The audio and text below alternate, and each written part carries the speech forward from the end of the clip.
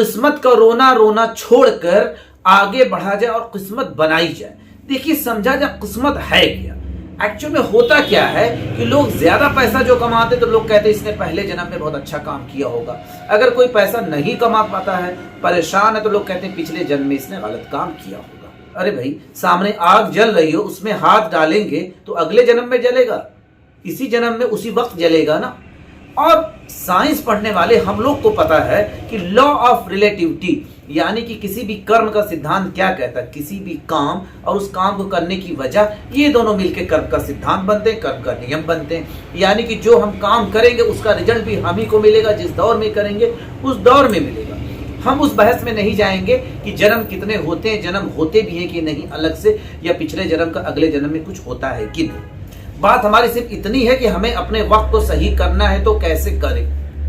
ये जो पिछले जन्म अगले जन्म की बातें हैं, थोड़ा सा हिंट दे दें कि पहले क्या हो रहा था कि जो लोग बेईमान थे वो ज्यादा पैसे कमाते थे, ज्यादा आगे बढ़ रहे थे, और जो बेचारे ईमानदार थे वो पैसे कमा नहीं पा रहे थे, आगे बढ़ नहीं पा रहे थे। तो अब होता क्या, तो पुरोहितों ने कह दिया कि भैया ये इनके पिछले जन्म का ही फल है, ताकि बैलेंस बना हो, ठीक है, ताकि लोगों को समझा सके।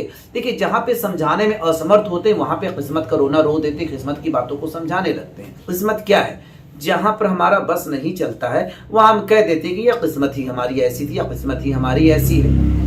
लेकिन एक्चुअल में किस्मत का मतलब है कि पहले हम काम करें, काम कर लें, अपनी तरफ से 100% दे दें, उसके बाद उसका फल कैसा मिलता है यह किस्मत पे डिपेंड करता है। देखिए, हम सबको पता है कि जब हम पैदा होते बिल्कुल कोरे कागज की तरह होते हैं, और हमें ऊपर वाला दिमाग देता, हाथ पैर देता है ना। किस लिए देता है, उस कोरे कागज पे अपनी कलाकारी उकेरे।